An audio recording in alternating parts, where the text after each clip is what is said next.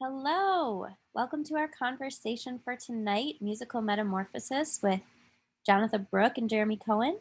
My name's Julia. I'm here to welcome you. We are not going to see or hear any of you. This is just streaming out.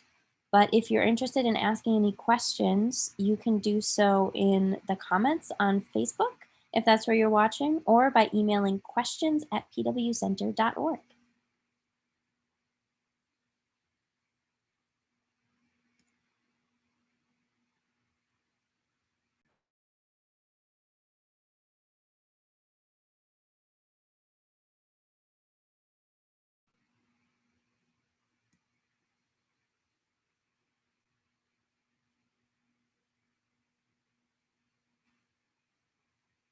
We're going to be starting in about 6 minutes. So there's still time to grab a glass of water or take a little break before we get started.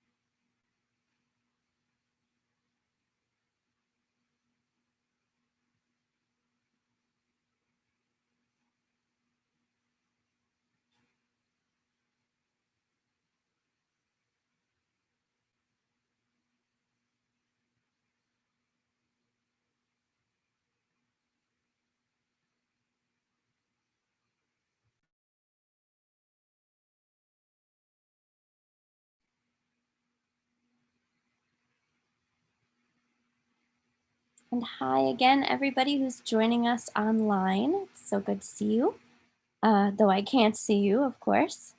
My name's Julia. I'm here to help get you all situated before we start in about 4 minutes.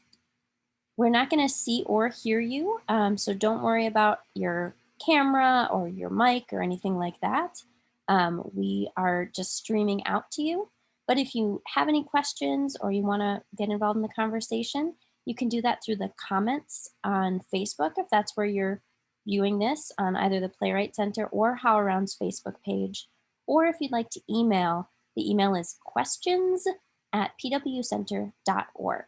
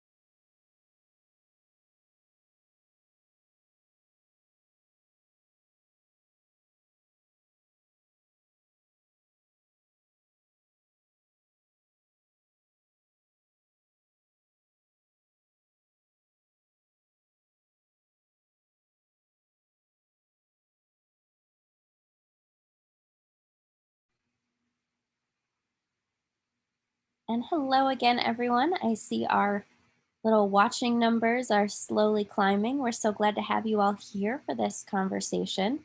We're going to start in about 2 minutes. If you're tuning in either on the Playwright Center page, the HowlRound page, or on Facebook, you can just sit back and watch. We're not going to see or hear you, so you don't have to worry about your video or your mic or anything like that.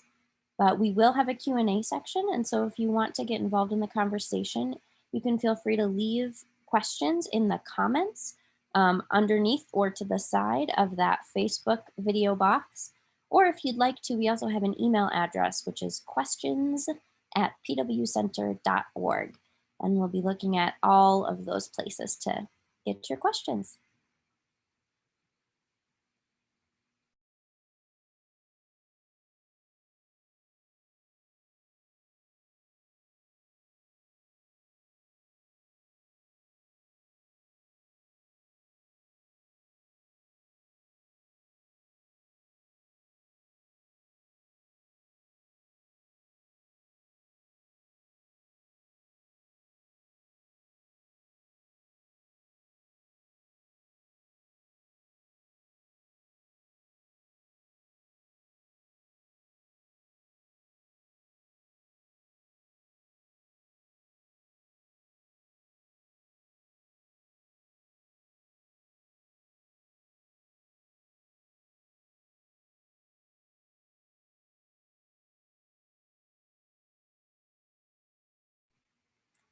And hello, hello. Thank you so much for joining us.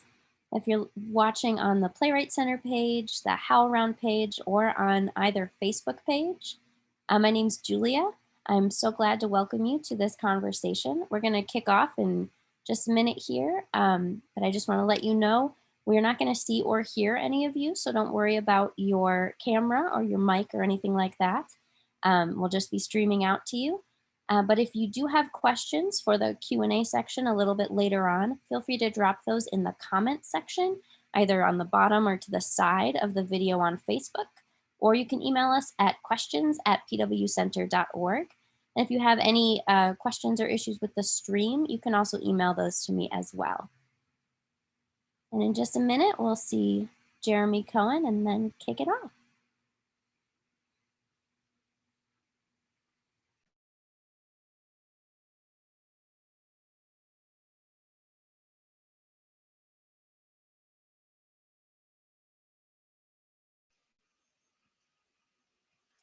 Hello, hello. Hi, everyone. It is so great to be with you all tonight. If only we were in person in space, especially for an evening as special as this. Welcome to the Playwrights Center. My name is Jeremy Cohen. I'm the producing artistic director here at the center. I use he, him pronouns. And on behalf of our board and our staff and the over 2,200 playwrights that we serve each and every year at the Playwrights Center, I am so pleased to welcome you to the fourth and final conversation of our summer conversation series, Musical Metamorphosis, which will be an intimate conversation tonight with award-winning singer-songwriter Jonatha Brooke, who will talk about moving from the world of making musical theater, including performances of some of those songs. So kind of shifting from being a singer-songwriter in the rock world and how she's made this move into theater, which is going to be a really exciting conversation.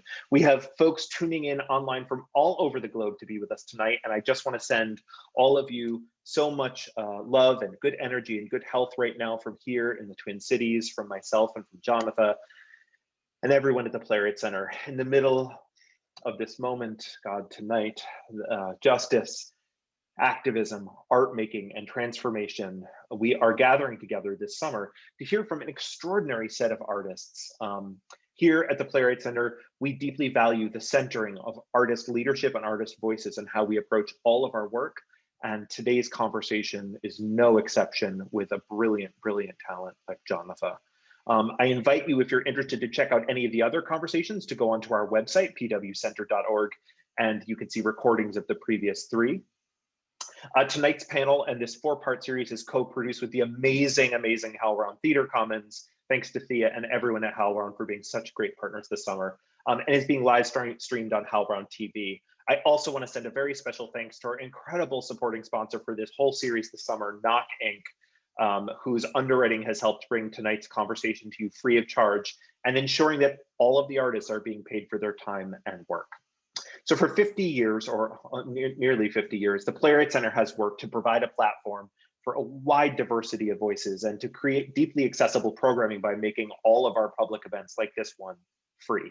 So if tonight's conversation inspires you, we do hope that you will consider us in helping make our mission complete and consider making a tax-deductible donation. Gifts, of course, of any size make a huge impact to help support artists and art making going forward in this critical moment. Visit pwcenter.org/donate. And if you're interested in participating in additional musical theater writing workshops and programs later this season, please check out our website. Keep an eye out for classes and events pages for future opportunities, as we will be doing more around the making of new musical theater work coming up this season. Finally, about our season, we are getting very close to announcing our 2020-2021 public season, all of which will be made accessible and available to you online and free. So please do check back in the next couple of weeks. We're really excited to share with you the amazing artists we'll be supporting in their development this coming season. I did want to mention, because we spent so much time and energy on it this summer, in partnership with the amazing Twin Cities company True Roots, we have helped support the creation of the incredible A Moment of Silence, which is a living historical archive and celebration of Blackness launched through the commissioning of over 55 Black Minnesotan artists in this moment of transformation that obviously, with the events in the last 24 hours, continues. The extraordinary Shay Cage has been the leader and curator and artistic head of this project, and you can check out the anthology online now at blackmnvoices.com. Again, that's blackmnvoices.com. And that has a rotation of different pieces from these 55 artists. So we hope you'll keep going back to visit this incredible site and effort. Tonight's discussion with Jonatha will be approximately 90 minutes long. There will be a Q&A section in the last third of the conversation. So as Julia mentioned earlier, please feel free to send your questions in throughout the conversation, and then we'll take some time to hear your thoughts and answer your questions as well. You can email us at questions@pwcenter.org, or if you're viewing this live stream or on Facebook or any other medium, please post your questions in the comment section there. Again, the email link for that is questions@pwcenter.org. All right, let us get into the meat of the conversation. To do so, please help me welcome to the screen one of my greatest friends and longtime collaborators, the amazing Jonatha Brooke. Jonatha, welcome. Hi. Hi. How's it going? I made it. It's going pretty well. I can't complain. Where are you coming to us live from tonight, my friend? Well, my kitchen is there. So my kitchen, really, but this is the dining room. But I'm in the Mini. I'm in the Minneapolis. Sweet. How's it going into Minneapolis, where you live now? You know, I haven't been outside today. I hear it's pretty swampy, but it's going okay. It's a little swampy. It's been intense, as it has for everybody. We're all reinventing ourselves, especially touring musicians. Which I'm excited to hear more about tonight. I really want to get into how, I think so much of what we've been talking about is how artists are kind of reinventing themselves, and to share about this amazing kitchen concert series that you've been doing for all the weeks now, and to hear a little bit more about that, and also some of the other work that you're doing to help keep artists connected and keep yourself connected and moving forward. Thanks. I'm gonna say your bio. I know this makes you blush, but I'm gonna do it anyway. No. I know, but I love you. It's okay. I love you too. Thank you. Jonatha Brooke, our special guest tonight, has been writing songs, making records, and touring since the early 90s. After 4 major label releases, she started her own independent label, the incredible Bad Dog Records, in 1999. And I just want to shout out the amazing Pat Rains, who we love so much, a great partner in crime, and Jonatha's released 9 more albums with Bad Dog, including the companion CD to her critically acclaimed one-woman off-Broadway musical, My Mother Has 4 Noses, that we'll hear a little bit from and about tonight. Jonatha's co-written songs with Katy Perry and the Courtyard Hounds, among many others. She's written for 4 Disney films, numerous TV shows, and has composed and performed the theme song for Joss Whedon's Dollhouse, which is awesome. I love that.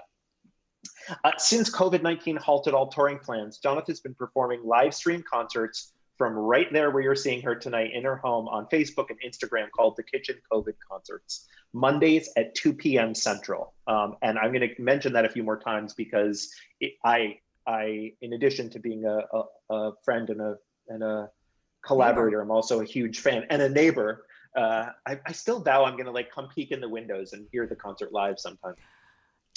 But these concerts are incredible, and they've been just amazing and very transparent and beautiful artists sharing moments, not just the songs themselves, but the stories behind the songs and the stories behind this amazing artist who we'll spend some time with tonight.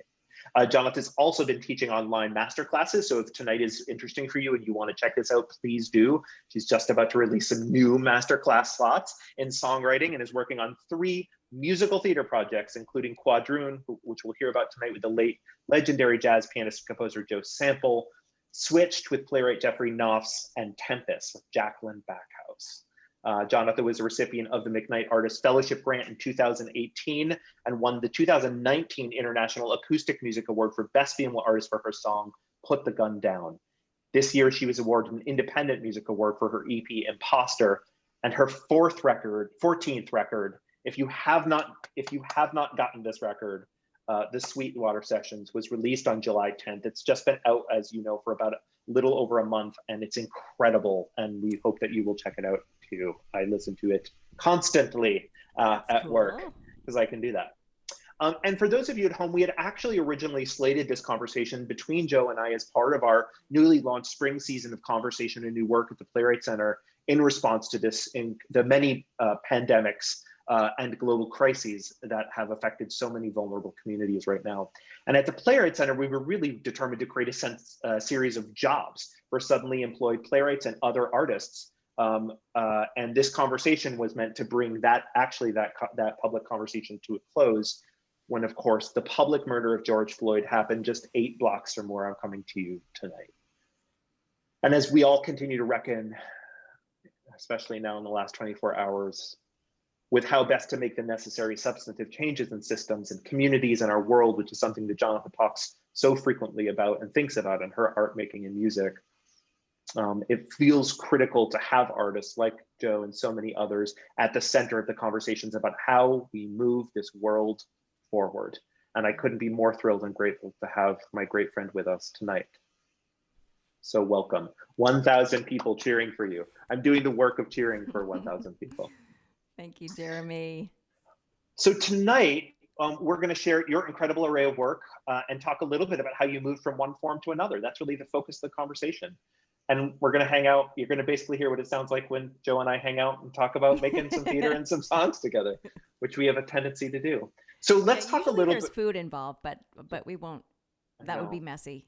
I know, but Pat, I'm just saying dinner. I'm just saying we're going to be very hungry after this. Let's start by talking a little bit about your career for the first 20 plus years. And then maybe if you can just share a little bit with us about how the world of theater entered that picture. Okay. So the first 20, you want me to sort of give you like the elevator recap? Yeah, sure. The first 20 years, let's see.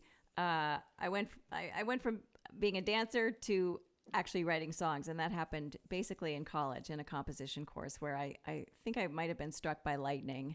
I took this composition course, and the first assignment was to take a poem and set it to music, and that became my first song. It was an E. Cummings poem called Love is More Thicker Than Forget, and it's on my first album. So that was sort of this beginning of like, wait a minute, I can do this thing that I love about other people, but I can make it weirder, more dissonant. I can add a million harmonies. I can have 2 lyrics going at once. I can have my friend Jennifer sing like crazy, crazy parts, and we can probably make a living at this. And that was the beginning. And so Jennifer and I had this band called The Story, and we made 2 records on Elektra Records. And from there, we sort of parted ways in 94. I had 2 more major label records, which were awesome and fun, and they were sort of part of finding my solo voice and my power as a producer and a singer-songwriter, but a musician and a producer. And from there, it just kept sort of snowballing through making more records. I started my own independent label in 99.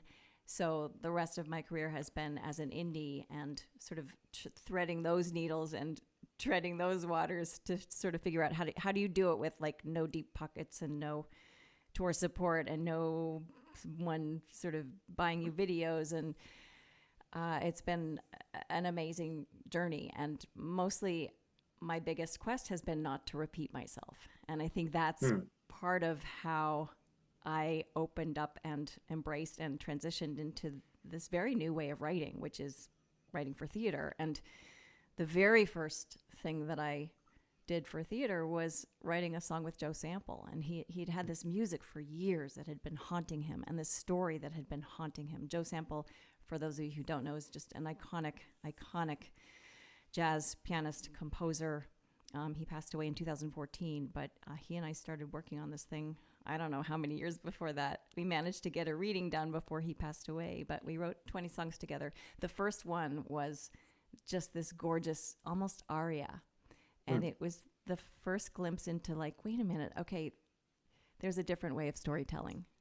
And I think I can do this. And I think I know what this song needs. I know what these notes, the greatest and worst thing about songwriting is that there's so much economy to it. You only have so many syllables for your story. And so you have to just use them so wisely.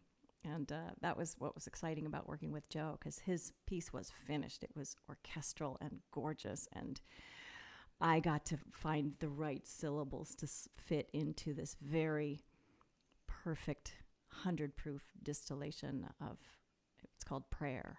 And that was super exciting. And that was the opening of the door. And then from then it sort of seemed like, there's this other world that I hadn't thought of. You know, I certainly was obsessed with the sound of music as a kid. I was obsessed with West Side Story and Godspell, and I know every word, but it hadn't occurred to me to tell stories in that way. And I'm curious about dance. Like, did the dance and theater world ever collide for you, or because you were such a trained dancer that it really kind of stayed solo for that? It stayed really separate, except that I think that I compose and I feel music almost like a dancer. And there's no way to separate that out from my approach. Like I'm a trained dancer. I'm not a trained musician. So I approach like learning music kinetically. I don't really know. I couldn't tell you, oh, well, that's a G flat 9 going to an F sharp, blah, blah, blah. I couldn't really tell you that. I could just say it feels like this under my fingers. And that's how I've approached composing as well. Just I see voices as almost choreography.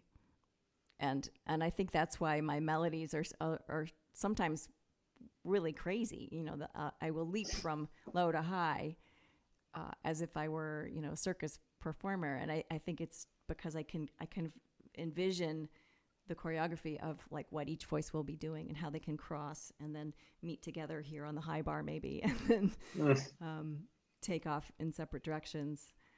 And then again, with this sort of entry into theater, the idea of like two lyrics like facing off. And I didn't realize I was doing this with the story. I was doing this with Jennifer in So Much Mine. There's two lyrics and two melodies, and there's this great counterpoint, and there are these moments where they meet and they hold together in these beautiful harmonies, and then there are these dissonances. And it's interesting. It's like once I got into writing My Mother Has Four Noses, you're one of the people that said, like, well, we've been waiting for you. Like, where have you been all these years? Like, everybody in theater who knows who you are is like, well, of course she should be writing for theater. I'm like, well, why didn't you tell me? So now you know 16 projects later. Can you just talk, can you tell folks a little bit about My Mother Has Four Noses? And one thing that I would just say to kind of to relate to what you were saying earlier that we talk a lot about in the theater field, especially right now, is this kind of resiliency about how there's so many artists, I think, like you, and also, you know, in the different parts of the art sector, who have been carving their own path. They've been doing this work. They've been not waiting for mainstream folks to say yes and do the thing and fund the thing. And partially that has to do with a lack of equity. You certainly have talked about it very publicly in terms of what it means to be a woman in the music field and now in theater. And I'm curious about what that path was then for what is My Mother Has Four Noses. How did it come about, and how did it marry song and story? My Mother Has Four Noses was this very strange idea that I had in the middle of caring for my mother. And I took care of her for the last 2 years of her life. She had dementia. She was also a character. And our daily sort of theater turned into an incredible story that I started to believe that there was no other way to tell this story but theater. And I didn't even know what that meant because I was just Joe, singer-songwriter. But even my mother would come up with these grand pronouncements. She'd just be like, well, you might be refrigerated for other expectations. And we would just be like, what? That's just crazy, Mom, but that's really great. Let me write it down. And she'd be like, Julie, that's my nickname. Are you getting this down? Because we should make a play out of it. Now get writing and we'll take it to Broadway and we'll make a lot of money. And I would just be like, this is just so crazy, Mom. I don't really know. Okay, I'm writing it down. I will. And little by little over this 2-year period, songs sort of filtered out. And I was writing down all of these crazy stories that were happening to us. And I had this opportunity to be in a new play festival in Pittsburgh. Mm-hmm. My friend Tracy Brigden, I would call her and I would say, I got another one for you, Tracy. And she'd just be like, go ahead, what? I'd be like, you won't believe like this whole poop thing. Like there's this whole thing around poop. Like you have to manage poop when you're caring for someone. And she's like, write it down. So I didn't even know what I was doing. I was writing songs and then stories and then slowly it sort of seemed like, well, they need to weave together somehow. There needs to be a through line. It doesn't need to be chronological. And I need to figure out how to do this. And I will do this because I have a deadline now. So Mom died January 31st. And Tracy put me in this Momentum Play Festival June 1st of that year. So I basically had February, March, April. I had 4 months to make a play. And so I did. And it was incredible. What a great process. And I was just kind of making shit up and learning as I went and grieving as I went. It was definitely part of that process of understanding what had just happened to me too, like this very intense 2-year period. And that became My Mother Has Four Noses. I'm curious maybe to share a little bit of, and we'll talk about it. Maybe we'll play first and then we'll talk about it after, just for a second, about sort of the chicken or egg question. Like, did the songs come first? Did the text come first? Which pieces went where? And so I'm wondering if you could play some of a song that kind of really sprung out of that moment, and a little bit about how the act of theater affected that song. Changed it, yeah. Yeah. I could do that. Okay, great. I just happen to have my guitar here. How handy. That's just incredible.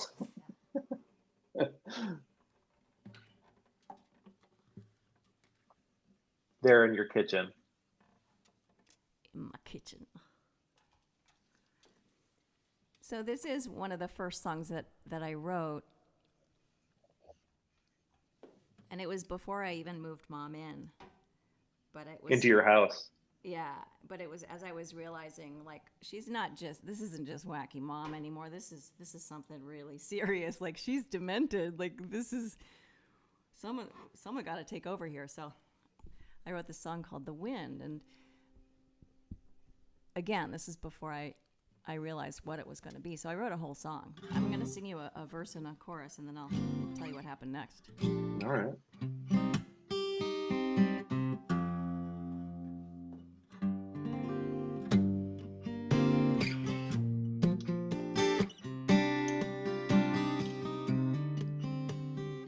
Take the path down to the shore, but no one lives there anymore. Your house is shuttered, cupboards bare, paper scattered everywhere.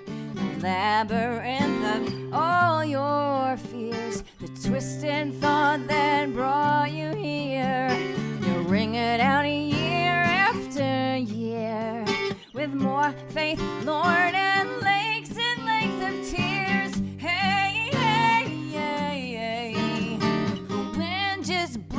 right through you.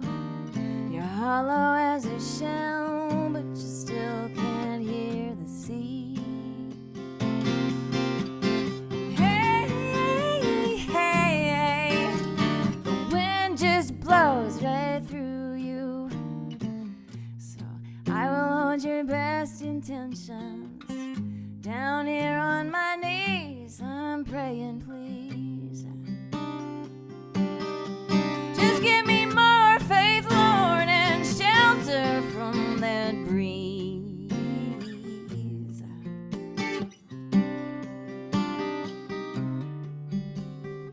So in the play, it suspends here. On the record, it goes into the second verse and the second chorus.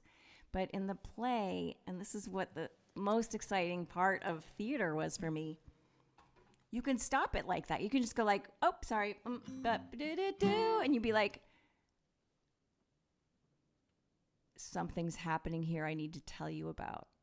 And I need to tell you this way. I need to tell you about my history with my mother. Yes, I know she's demented, but I need you to know this timeline. We are so molecularly connected, but there's all of this baggage, and we love each other, but it's wicked hard. And I need to tell you, like, in 1990 this happened, in 1994 this happened, and then this happened, but dementia is coming. What am I doing? How am I going to deal with this? So the dialogue sort of gets it a little bit into that about our history, and then I'm telling you about that, like, I'm the daughter that was pissed. I'm the daughter that wrote some songs because my mother gave me all this great material over the years. But then I'm telling you, but I did love her, and I could see she was falling apart, and she really needed me. And I would call her because of that. I would call her more often, and she would soften, and she would say things like, oh, I'm so glad you called. I don't know what's going on. And she would tell me the same 4 stories that she'd told me 50 times before, but she'd keep them on a list by the phone. And so I thought, okay, I can say that, and then I can go back into the song. That will be so exciting, because the bridge is about her nattering on and on and on. So what I did in the show was I would call her da-da-da, and then she would natter on and on, on and on. You're not fooling anyone. You're not fooling anyone. But somehow you'll still get the joke.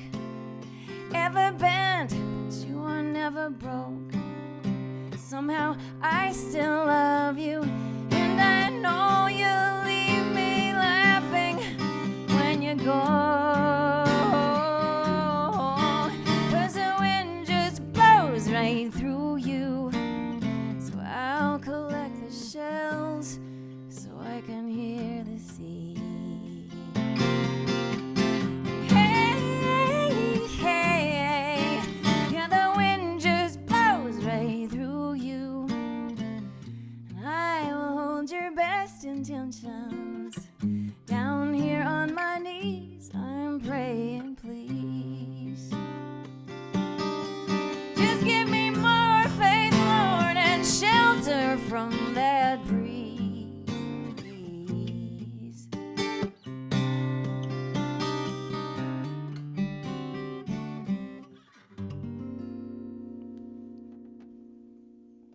Clap, clap, clap, clap.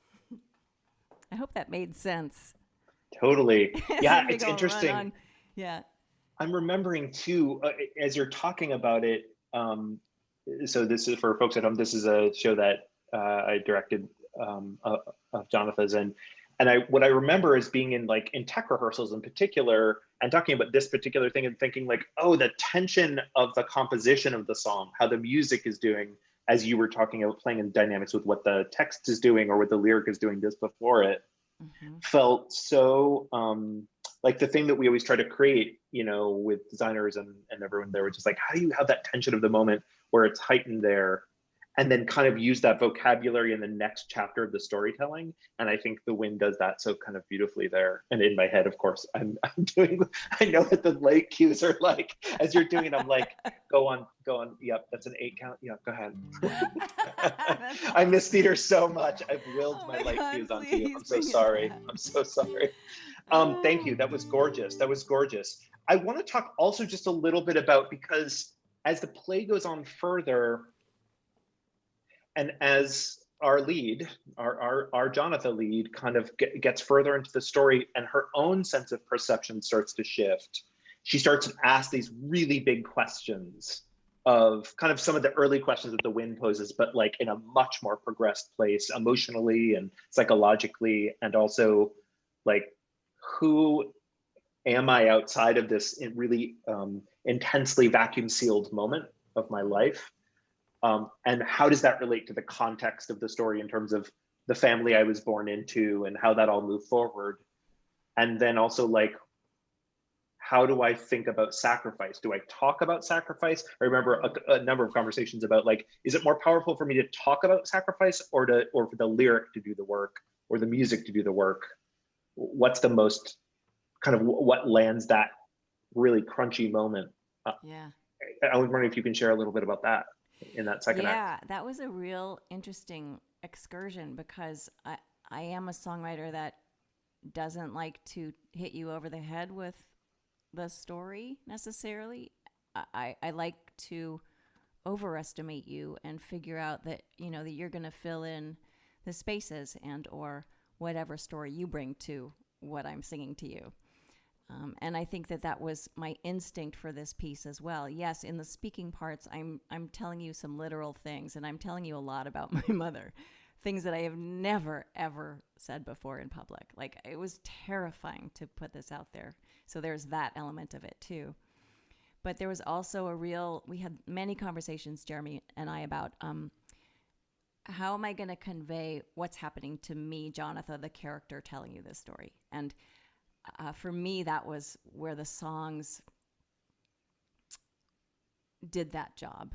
And I wanted the songs to be the one place where there was that sacred part of the job, was to convey my struggle, my fears, my anger, my, you know, like all the ambiguity about caregiving and that fraught mother-daughter thing that so many of us have. I wanted to lodge those things in the songs and then have the storytelling outside of the songs be a little more straightforward. And it's interesting because also when you wrote it, as you just shared with us a moment ago, it was so close to being in the middle of it and so close to the end, and how that then continued, even though even our work on it over years, we would sort of watch it, we'd run the show again, and we'd sort of say we were in a different city in a different part of the country or something doing it, and I'd be like, wow, it's interesting, your relationship and the character's relationship to the storytelling, now it's really leaning into the lyric, or now it's really leaning into the composition, or now it's really leaning into the text, because you have a little bit more distance from it, from the saturation of it. Yeah, and I'm curious now in this moment with so much, you talk so much about the justice work and the important work of our country right now in making this transformation. And I think about these sacrifices, and I think about how far we'd go, and it brings me right back to kind of to this moment in the piece as well. Do you want to share just a little bit maybe about that sacrifice and a little bit about that moment in song? the how far you would go. Yeah, for example. For example. Yeah, I think it's universal, that call to action, as we're calling it these days. It's universal. There's such desperate need, and especially witnessing it now, where so many people are dying alone, and it's just devastating. I can't even imagine going through this now, and my heart just breaks like every time I witness more of that. But with this particular story, it was really clear that I was going to answer the call, that she's my mother. It was actually my husband who said, like, she's your mother. We're doing this. We are doing this. So it was just kind of, we made it up as we went along. We figured shit out and made it happen. And it's a call that you don't turn down. And of course you're terrified most of the time. And there were times when I thought I would die first. But then there are these amazing, amazing moments of great, deep love, and the story just thickens and deepens, and you can't not tell it. And it felt sort of imperative. I didn't really know what I was doing when I set out to write this thing, but it just felt like, you must do this. You must do this, and this will be important and to you, and it will certainly be, you won't be repeating yourself. So You want to share a little bit? yeah, there's a song called How Far You'd Go for Love.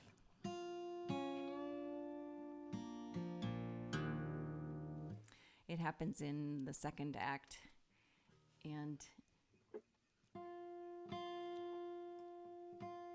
actually, my mother was also a poet. I don't know if I mentioned that earlier, but I share a couple of her poems during the play, and this song follows not too long after I share the second poem, which is called My Dreams Do Not Despair, which is like typical mom. It's very dramatic, like, my dreams do not despair. And the last line of the poem is, old women don't want more books to read, just a hand to hold that holds right back, assuring memories are real. But when you get to that, like, memories are real point, it's not really dramatic mom anymore. It's like this poignant, like, oh my God, that's all we have. And she's lost hers, and she doesn't know what she's talking about anymore, but she's reacting to this visceral thing. This, like, memories are real, and holding hands. And holding hands was one of the only things that was comfort to her toward the end. And I think that's common for many dementia patients. Like, there's the other stuff goes away. Music sometimes remains, but there's touch, there's smell, and there's just this very simple, the simple things are what matter at that point. So anyway, she starts misremembering her poem and, like, ballasting around the room, like, complaining about how old she's gotten and how old women don't want more books to read. They just want someone to hold their hand while they're dying. And, you get to that point, and it's like a gut punch of, like, oh my God, it's true, she's dying. And how do I talk about that? Okay, I guess I better write a song. And it's called How Far You Go for Love. I'll this one gets chopped off in the middle too, so I'll chop it off in the middle so you can see what happened to it.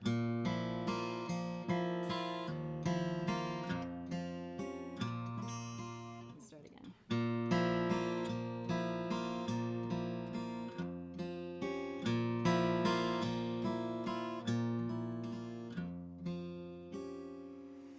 No one knows how far you've fallen underneath the spell.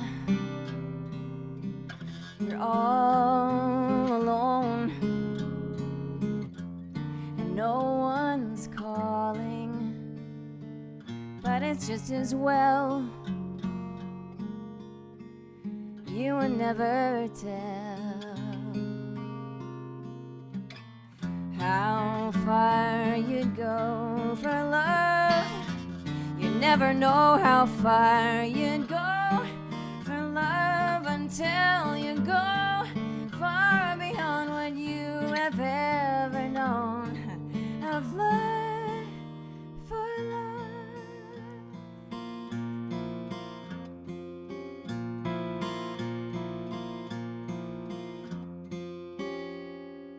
I was terrified most of the time. That's what happens next. I realize I'm singing this thing, and I'm like, I was terrified most of the time. I thought I would die first. My brothers weren't helping. I was very, very, very alone. And I had the care of this incredible human being solo. I had to make all the decisions. And so I tell that, and I get to the point where I am cataloging the stuff that's hard, but then I get to the point of, but oh my God, there were such amazing gifts. And this current that ran between us never stopped humming. And she would sometimes look at me and she would be lucid and she would say, "You are getting more and more beautiful. Booley, you saved me. I never could have done this without you." And of course, my heart would break and dissolve. And then, of course, I had to finish the song.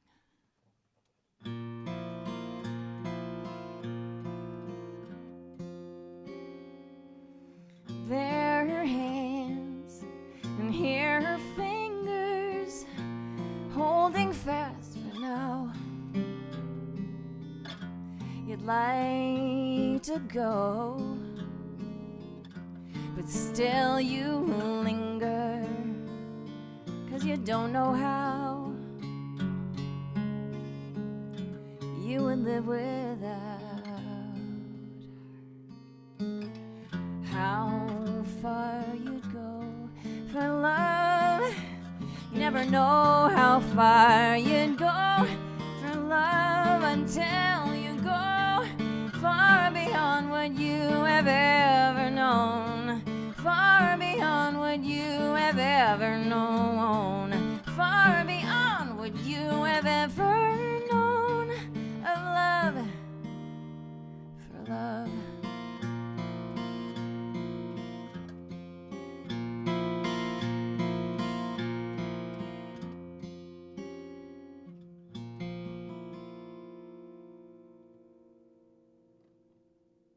Stunning, beautiful. It's weird. Thank I mean, you. it was so much fun to like think of songs in this different way. Yeah. As these little And parcels that could be broadened and amplified by chopping them. yeah, I want to, as you're switching out, I want to move to Switched, because wow, what a totally different thing to go from something that is so deeply autobiographical and personal and finding text, lyric, and composition together, and then moving to this amazing collaboration with Geoffrey Nauffts on this new musical. If you could just tell us a little bit about it, and then maybe like, so when you made that move, like what are things that, or like what's something that you learned in that process about moving to a more legit musical, and what's something you think you brought to the table? Well, I wouldn't call it legit necessarily. I think what I brought to the table was a healthy dose of ignorance. You know what I mean? About like, Yeah. I didn't. It's funny because as I've learned more about like the rules about musical theater, like there are all these slots that you're supposed to fill, the I want slot, and then the I can't remember. See, and then there's the thing that happens before you break for intermission if you have two acts, and there has to be this precipice that you're about to fall off of that, like, oh no, what will happen? So that song has to solve this problem of like, keep them like, what will happen? And then there's the 11 o'clock number that has to just like, you have to pee your pants because it's like, so it wrecks your heart or it like brings the rafters down. And so I guess I just tried to ignore all that and kind of just write the songs that felt apropos and that to me distilled, again, it's like, bootlegging, distilled it down to this 100 proof of like an idea or a feeling. And I think what I've learned is a little bit of like, okay, yes, and I've definitely learned that phrase from the theater. From you, I think, but I've also learned that it's okay to move the plot along in the song. It's okay to not be like so elliptical. Like you can actually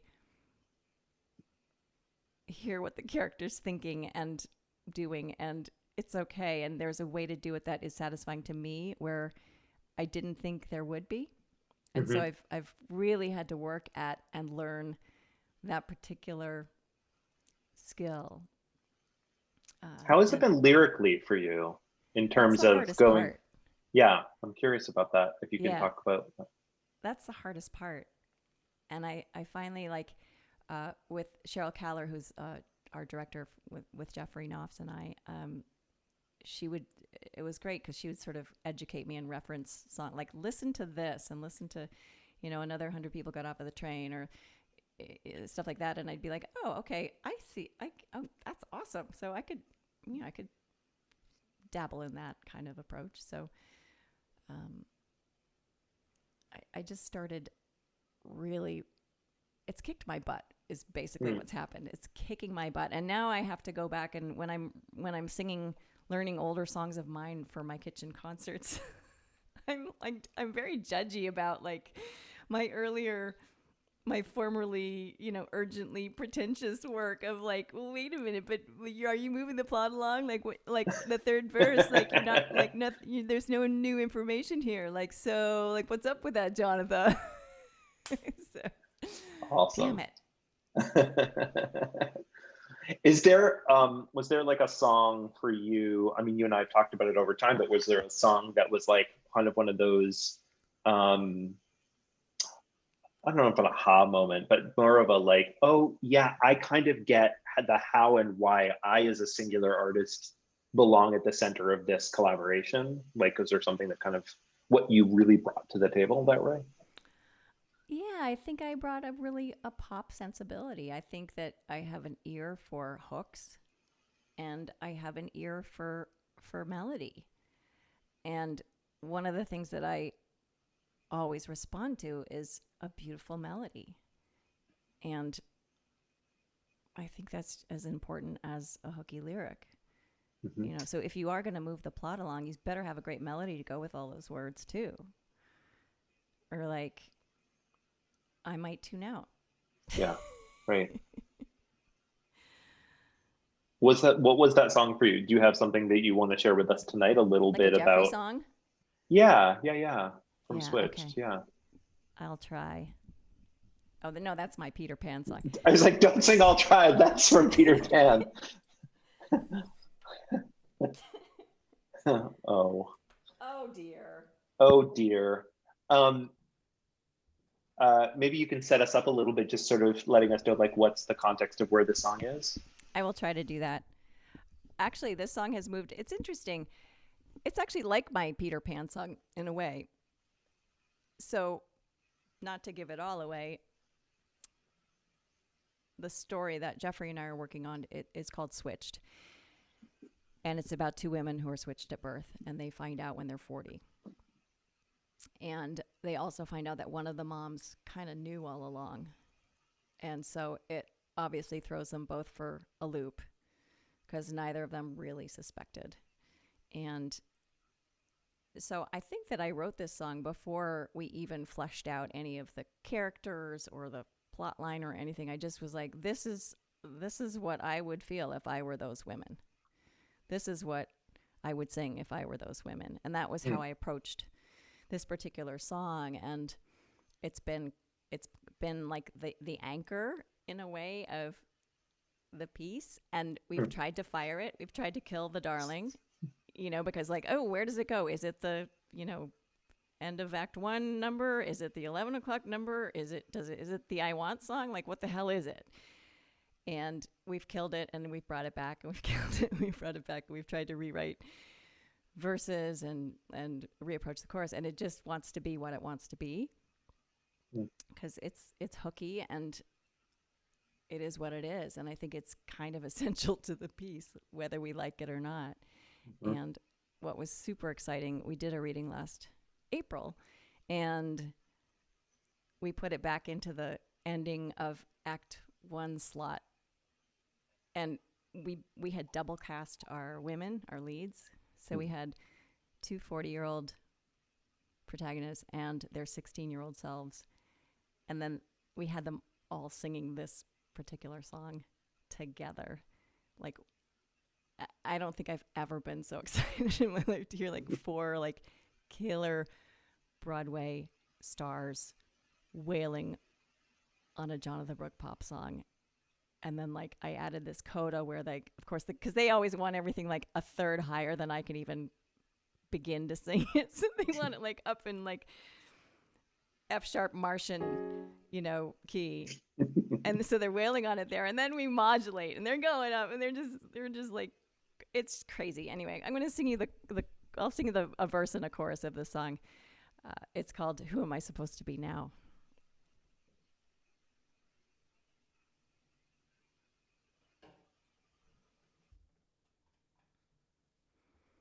So I'll just do like the first girl's part.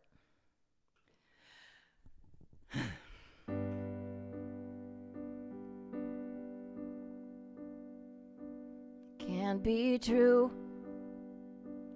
How could you? Do you still love me? Or has that changed too?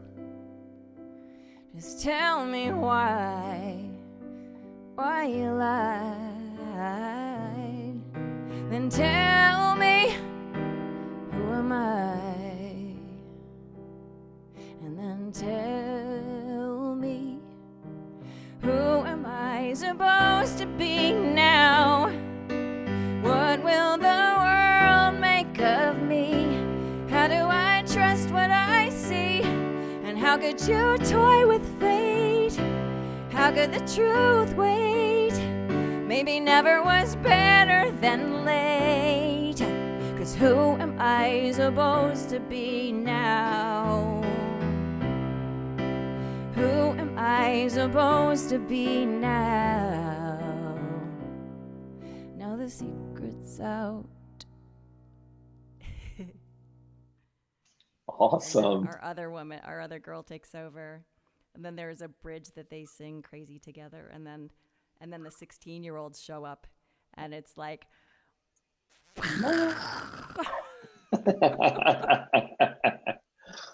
That's awesome. Thank you for sharing that. And just a special nod to the amazing Geoffrey Nauffts, who's such a brilliant writer. And so cool.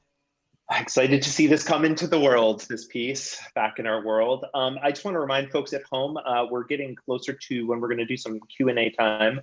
So if you have any questions, please feel free to either email them at questions@pwcenter.org, or you can go ahead and put them right there in the comments section in the live feed, and they will get filtered to Jonatha and I. So Jonatha, I want to move into one more kind of question song moment to talk about kind of your newest project, I think it's fair to say, with the super brilliant Jaclyn Backhaus, who is just taking on stages and really thinking about form and structure and thinking about dialogue and thinking about kinesthetics and physicality in such incredible ways. I'm just excited to see her work over the years and see what's to come. Me too. So you are working on a piece called Tempest with Jaclyn, and I'm so curious because I guess I've talked to you a lot about kind of where the secrets and the inner stories live within your music. One thing I heard you talk about even not that long ago is like, I love secrets, and I love secrets within a secret and the secrets within a story, and like that there's these things that partially my performance is unlocking and that the song is unlocking and that the lyric is unlocking. I'm curious if that's true for Tempest at all, and kind of like how that's going, because it's still very early days in that project. Yeah, there are many things unlocking as Jaclyn and I brainstorm and are back and forth. And the pandemic is killing us because we had hoped to be in the same room, like, really barnstorming and woodshedding. And so it's like we've been Skyping pretty regularly since January, and it's getting kind of exciting. But anyway, the idea of secrets, and I think what's most fascinating to us right about now is the idea of like making time flexible and maybe traveling two different directions at once in our story. And I don't want to give it away, and also science and women in science is part of our quest, and permission and consent is also something that we're very interested in. musically, I'm obsessed with this classical piece that I have been listening to since I was 6 years old. Mm. And it's a Chopin piece. And I just have always thought like there is a place for elements of this piece in my world, in my future. And this is it. And I'm super stoked about that because I think that the melodic ideas that I'm drawing from and then adding to and adding counterpoints to are just making me super happy because it's a really simple element that I'm borrowing from Chopin, but I'm like, it's just like 1 and 1 and 1 is equaling 10 in my brain. And there's this sort of undercurrent of this thing that I think will be the support of the whole musical telling to me. It's like, this is the theme of this character that is our protagonist, is our hero. And so it enters her life when she's very young, kind of like me. But it's sort of becoming the heartbeat of her journey. And I just love that about music, that it's this subtle storytelling that you don't realize is there, but it is. It's telling you a whole story in its own way. Does it feel like with each piece evolving, the more and more you're diving into theater, that either you're revealing yourself to the form and the form is sort of revealing itself to you? Does it feel like a sort of evolution as you go? Yeah, I guess so. I think I'm just getting a little more, I was terrified at first, and I think I'm just getting a little more confident of at least, not being scared to say an idea. Like, well, what if time went both ways at once? And what if this theme just kept coming back, but we like totally reapproached it and like made it techno one time and like made it this way another time. And like, I think I'm just getting a little more fearless because like, who gives a shit, right? Right. Well, you It's think like, about you something like gotta try Sunday in the it. Park, and if Sondheim hadn't thought about those acts in Sunday in the Park in such different kinds of ways and kind of what bridges over between them so beautifully, and thinking ourselves forward into the future and thinking about our past, while like, does that context give us like a very deep, resonant present tense, which I think so much of our country, our world is longing for right now, is how do we be present? It's really interesting to think about that. Totally. And I one thing I love about Jaclyn is she's like super subversive in terms of like what her like I don't know if you saw her play Wives. Yes. So the middle section where it's like Hemingway's 3 former wives at his wake, at his his funeral, and they're hanging out doing shots in the funeral, and it's just so brilliant because they're absolutely in their own vernacular that has nothing to do with like what they may have sounded like at all. And I love that Jaclyn just like throws shit on its head and like throws voices on their heads, and that's exciting to me too about this our hero. You're not going to play anything for us, are you? Because it's too early to share, It's too right? early. I can't. Yeah. I'm sworn to secrecy. You're sworn to secrecy.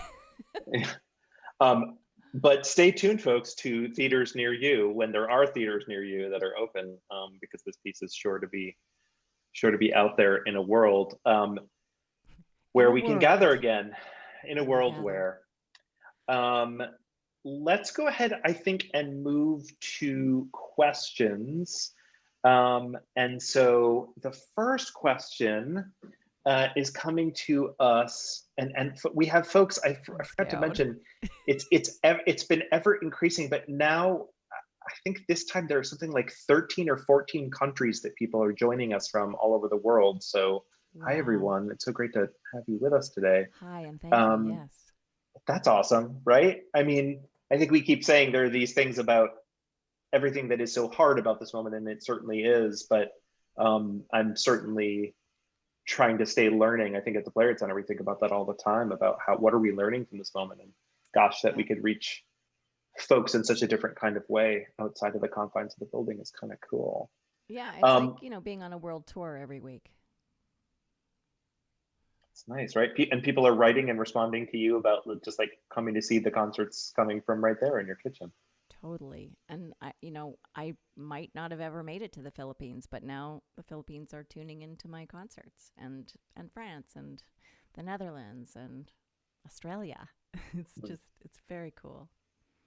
Right. First question is, how has your approach to writing songs changed as you moved from writing for yourself to perform to writing for other performers?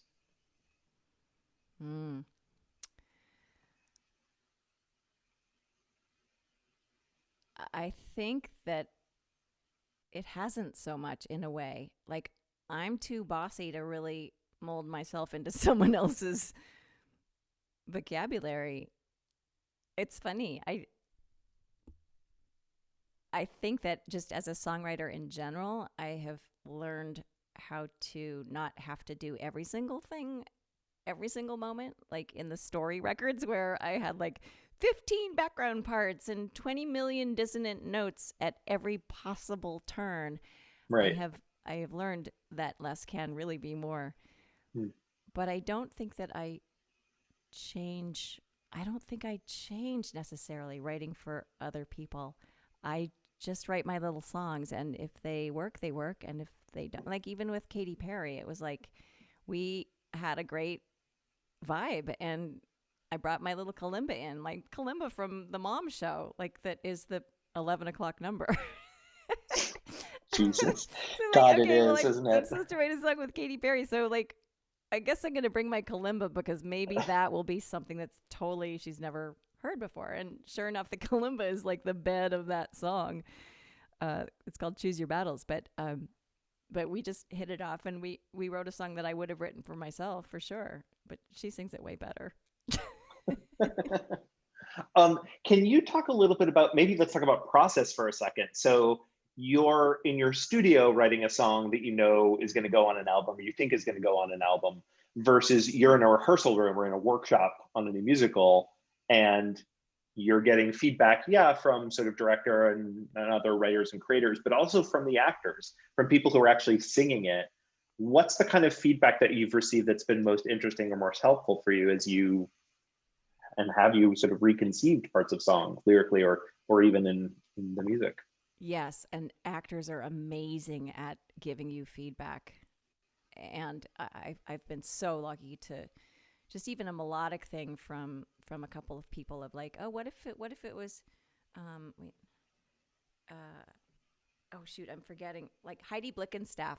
There was this one song that I wrote for because she was doing one of our characters in Switched, and she was just like, well, could I just do this one note here? And I'm like, yes, absolutely. Oh my God, thank you. That's a great note. I will never forget it or let it go. Things like that. Or like, this story doesn't make sense to me. Like I don't know how to sing this because I can't figure out like this doesn't feel right. So it kicks your ass as a writer, and you're having to like come up with stuff really quickly, especially if you're doing these like 29-hour readings where every second is precious and counts, and you're doing rewrites every night, and then you're trying it again, and then you're like, oh, that didn't work. Shit, damn it. Like, so it's very, very humbling, very, very different, way less precious than, just being Jonatha up in my attic writing a Jonatha song that, it's just hard work and great work. And I do love the collaborative nature of it. It's humbling, but it is such a whole different world to be on that team and feel this team effort happening, and to get notes from like all the different disciplines that can make it better. I have a question from Sophie, who's asking, she says, I've written some plays and I'm interested in writing a musical, but I don't know how to read or write music. I've written lyrics here and there, but do you have advice on how to start thinking about creating songs? And I think it'd be really interesting. You mentioned your training and background in all of that. Hey, you don't worry about it. I don't read or write music. I had to learn how to write it.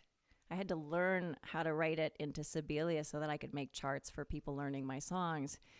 But I still can't read it back once I've made the chart, which is like so frustrating. You think that I would learn the language, but no, I know how to notate it now. I can figure out what to call, like, okay, that's C major 7. I know I can figure that out, but I can't read music still. It's still choreography. It's how it feels under my fingers. So you're going to be fine.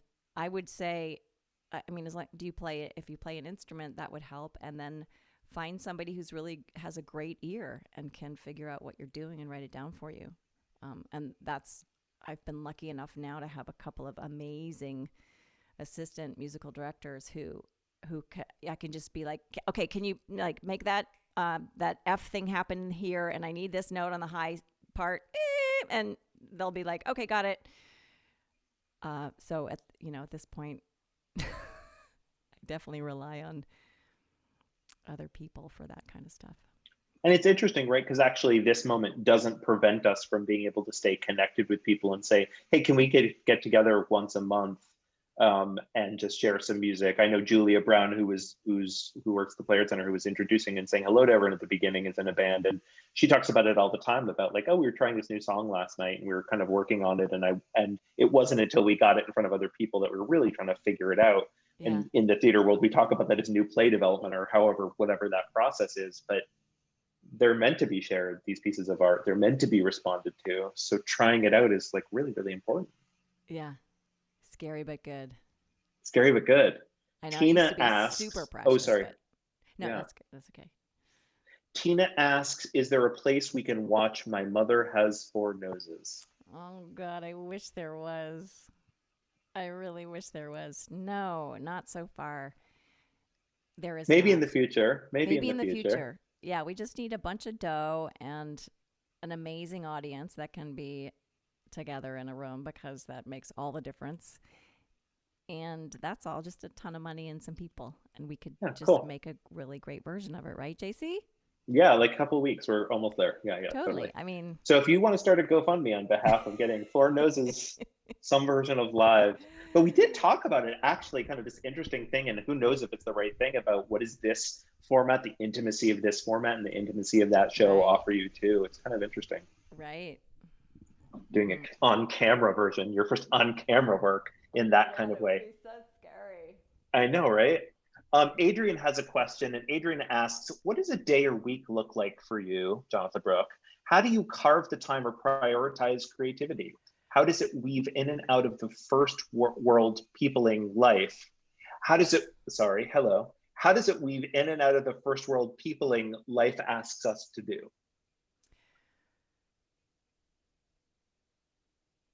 Wow. What does a week look like for me? Yeah. How do you make time for it? How do you prioritize? Yeah, I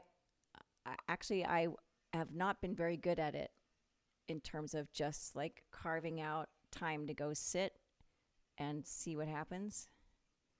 And I am really, yes, I'm working on this thing with Jaclyn, and the Switch thing is a little bit back burner right now because Geoffrey's working on a TV show. But I'm not carving out enough of that kind of time. And I do find myself drawn 50 million directions by, prepping for the next Kitchen COVID concert and prepping for master classes, which I love. Don't get me wrong. I love this, that I can be teaching, because I usually teach in person. I do these 3-day workshops in Nashville, but this is an amazing, amazing other way to do it. But I do find myself kind of a little bit spinny sometimes and not very good at setting aside, okay, Friday's going to be like nothing else but just sitting and seeing what happens day. And I aspire to that, and I'm pledging before you all that I'm going to try harder.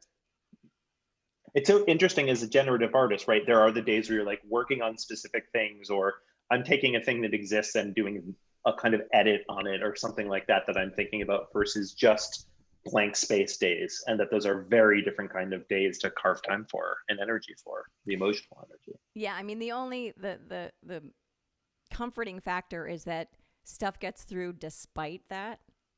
So I have this app on my phone called Spire, and I'm just amazed because I'm always going through looking for where was that version of that thing I wrote for Jaclyn, and then I'll find these things that somehow are in there that are Jonatha songs that I don't remember writing. So stuff sneaks through, and it's just sort of a habit to like, okay, just get it down in case you forget it. So it's just more of like, I need that Friday to like go through all of the voice memos to see, oh, there really might be another record in here somewhere. Huh. I guess I have been working, and I'm just I'm a brutal self-critic. So I'm always thinking that I'm not doing enough.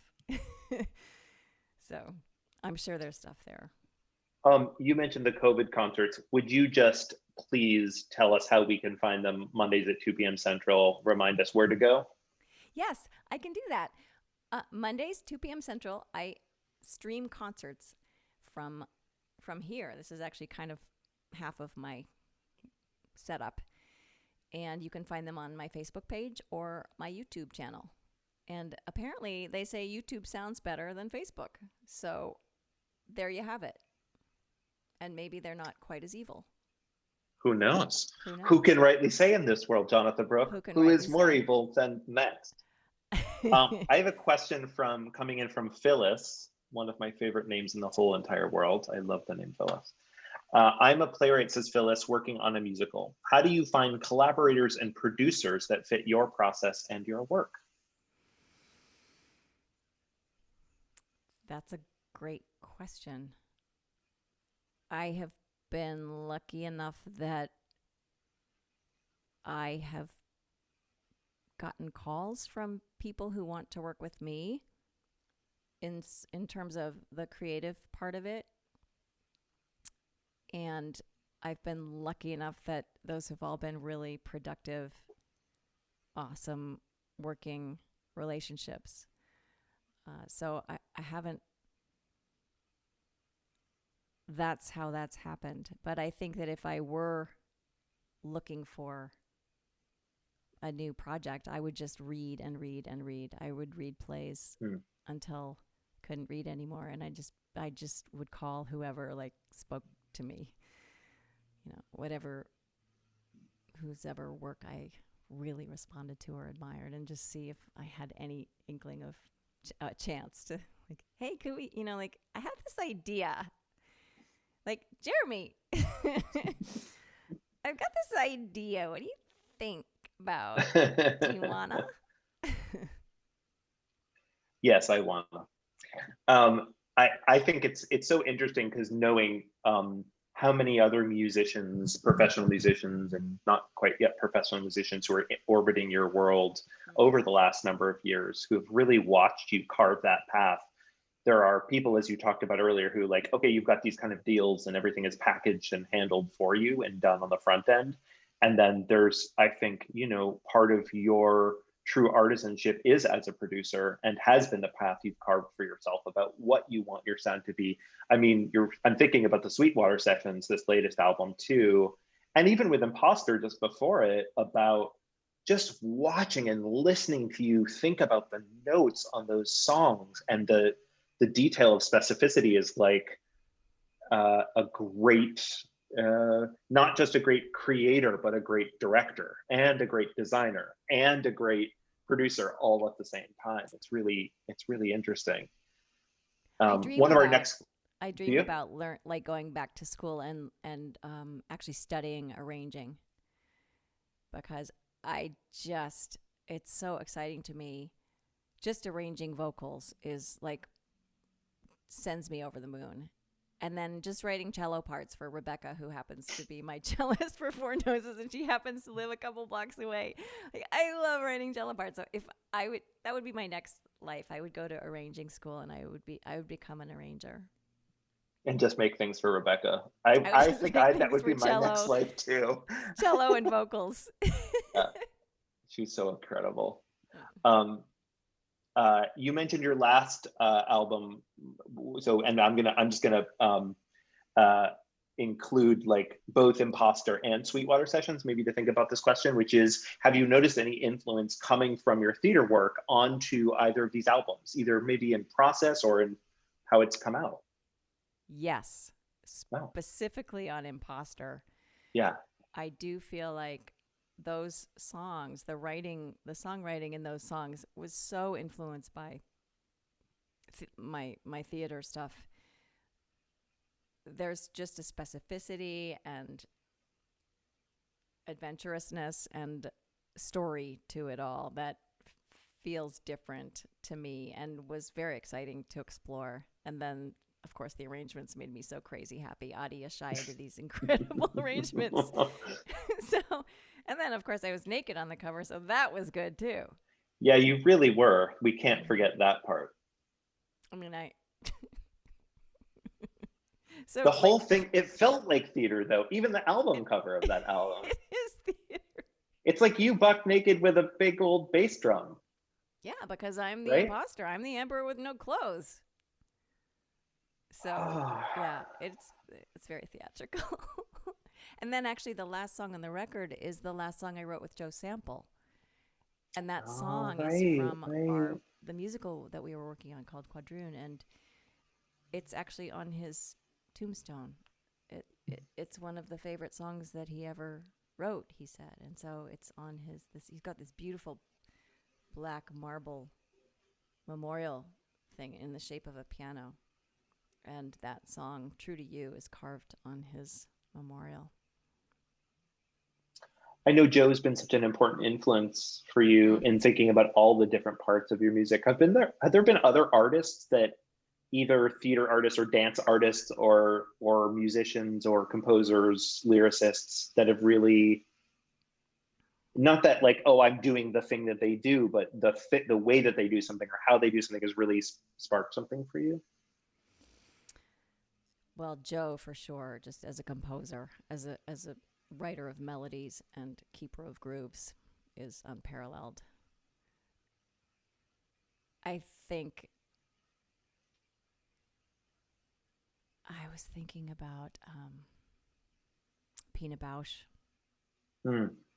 as a choreographer, dancer. Yeah.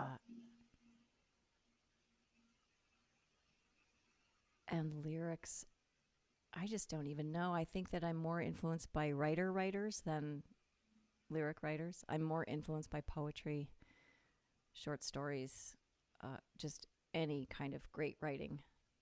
And that's the other thing I haven't done enough of lately, because that's where I really regroup and refuel, is just reading great writers. So Sharon Olds, especially in the early days, just so many of those story songs were influenced by Sharon Olds' poetry. Alice Munro, short stories, Canadian short story writer.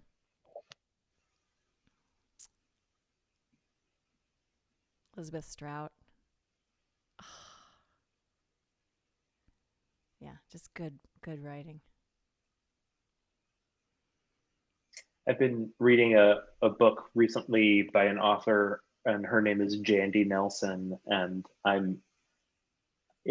feel like as a theater artist, I read her words and how she explores world and like how she places words on a page and rhythmically and all of that. And I think it's oftentimes for me where I think, oh my God, I want to make art the way that she sees the world. Yeah. And actually there's a kindred spirit, because in those moments, I think it's sort of part of another question that came earlier about like kind of confidence moments and moments when we doubt ourselves a little bit. What do you turn to? And I think about these moments where I'm like making work like, this is just too crazy. Like, this idea, like this has got to go. This is just clearly this is a bad idea. And yet I know something. It's like that song that you talked about with Switch. There's something in it that's like, no, this is haunting my art right now, and I need to pay heed to it. It is telling me something in a way. And I think Jandy's work she's such a beautiful, extraordinary writer, especially for young people. It's so amazing that we can still be surprised. Like an amazing writer can still like just turn a phrase a whole new way, and we can just be like, wow, that is a different voice, and I admire that, and I will learn from it and borrow. Yeah, for sure. This is a quick question. How do you approach writing a song that's an in-scene conversation between characters rather than a song that kind of functions more like a monologue or subtext? Yeah, well, that's something I had to learn for Switched. And I guess I approach it by trying to write the words first. Mm-hmm. You know, so like what has to happen in this scene? Like, where's the exchange? Where's the refrain that will make it singable and that can repeat? But what needs to happen, and the words will tell me what the melody needs to be. And I talk about this a lot in my master classes. Like, the words tell you everything about melody, cadence, you know, whether it's a waltz, how fast it is, and they tell you where the money is. Where I call them like the money word and the money note. And if you get your money word where your money note is, you are golden. Like, it has to be, you know, there are stakes. So if you want to get that emotional stake higher, like, put it at the edge of your range. Figure out the word that matters the most between those two people. Like, put it at the edges of their range. If it's elevating, if you need to amplify the story or the emotion, like, think about all of those things. And I think the words just tell you everything. It is so interesting, that duality between multiple characters, or especially between two characters, versus that solo piece. Are there I don't know how much you listen to, like, music that is also other artists coming out now. Are there artists who have albums that have been coming out recently that kind of do that thing for you, that you're like, oh, see, that's really great? Actually, or they even do it on one song or in parts that you really like? I have not listened. Again, I have not. You've been working. I have been working so hard, and I keep forgetting to listen to new things, because, again, that's where I get refueled and re-inspired. I've been meaning to listen to Fiona Apple's new record because everyone's just goosing about it. I've been meaning to listen to Kathleen Edwards' new album, but I have not. Yeah. Doesn't Connor Oberst have something new out too? Like, I'm so behind. I gotta get listening. I gotta get reading. And Mary I need a Friday off. Chapin. Oh, Chapin has She's one got too? she's got one coming out, yeah, it's extraordinary. Okay, last question here. Kind of a logistical question. Do you actually play during the structuring of music in the development, so maybe in the development process, with the director, or do you use recorded music? And is maybe, like, we'll expand that, is one more helpful to you then, anyway? Like, actually play in the room with the people? Oh, I'm always there playing. Mostly because I write in all these weird tunings and it just doesn't sound right. Yes, not in the tunings, and no one else knows all the tunings. And so, like, literally this last workshop we did, my poor friend Ben Butler had to learn all of my Martian tunings because my head was going to explode if I had to be in the band and be the composer, trying to figure out, like, what was working and what wasn't working. And that has been the case every single time until this last reading. And I was like, I will die if I have to do that again. So poor Ben, I had to, like, make videos of my hands. I had to, like, transcribe all the tunings for him and be like, okay, this is how this one goes. And he had to learn them that way, because for a trained musician, like, nothing makes sense about what I do. It just doesn't. It's just, you have to learn the choreography. It's hand shapes, and, you know, I call them clumps and claws. And Ben did it, and he nailed it. And I got to actually sit and watch the show and learn from the stuff. But often I'm wondering, like, how is this gonna get harder and harder, because I can't just be playing in the room the whole time.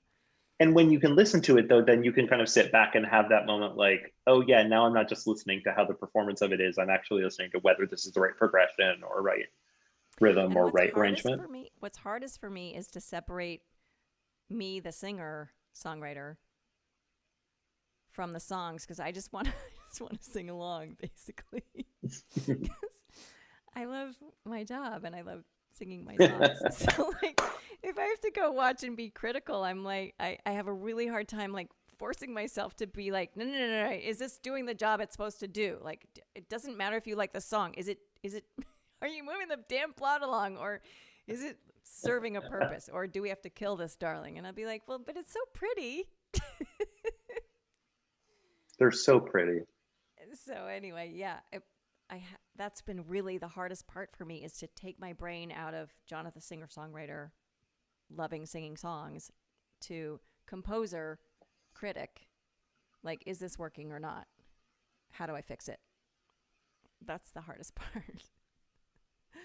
The tragedy of Zoom is, of course, that you can see yourself all the time, which is like its own haunting psychodrama happening all the time. Right. And I had our assistant in New York would always say to me, "Oh my God, I just look over at you while she's singing in the middle of the show, because you're singing and you're counting light cues counts and you're moving and where's her body going and you're kind of wiggling in your chair." And I'm like, I don't think I do any of that. That doesn't seem like me. I'm not just any of it. And of course, I'm watching you on Zoom as you're singing the songs, and I'm realizing like, oh God, I do. You're I sing. reliving I the sing. count. Oh God, I've got to stop. It's just terrible. I'm just embarrassing to everyone. This has been such a treat, and thank you for taking the time tonight to spend with so many of our friends and your friends and all the amazing people to talk about your craft and your work. You My really, pleasure. I said it at the beginning, that I think in this moment, as we're all trying to find our path forward, and we are looking into and listening to artists to kind of help us figure that path out, part of that is the work itself, and part of that is what is the process and what can we learn. And you have just been someone who, from the tunings to the lyrics to producing to every piece of it, you have been on your singular path, and you have been such an inspiration for a number of generations of artists of all kinds. So many theater artists over the years who, yes, have not just said she should be writing for theater, but also like, I can't wait to use her song in my thing, or when I'm working on my notes, I'm listening to this thing that has always haunted me. And you really are a gift to theater. You really are, in the ways that I don't think you even know. And so it's a real treat that we get to have you hang out in the Playwrights Center world and in our world. And I just want to thank everyone at home for joining us tonight. Please make sure to tune in for Jonatha's Kitchen Covered concerts on Instagram or YouTube or Facebook.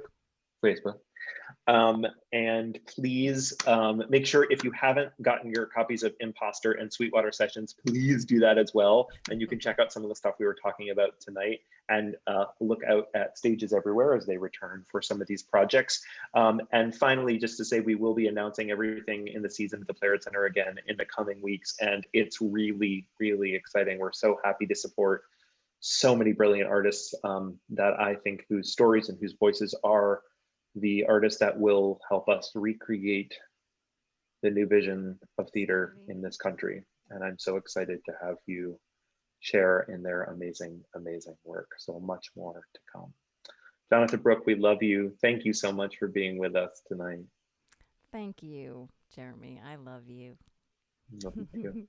Thanks, everybody. Please be safe, please be well, and vote. Wear a mask and vote. Wear a mask and vote. Vote. We'll talk to you all soon. Thanks so much, and have a great night. Bye.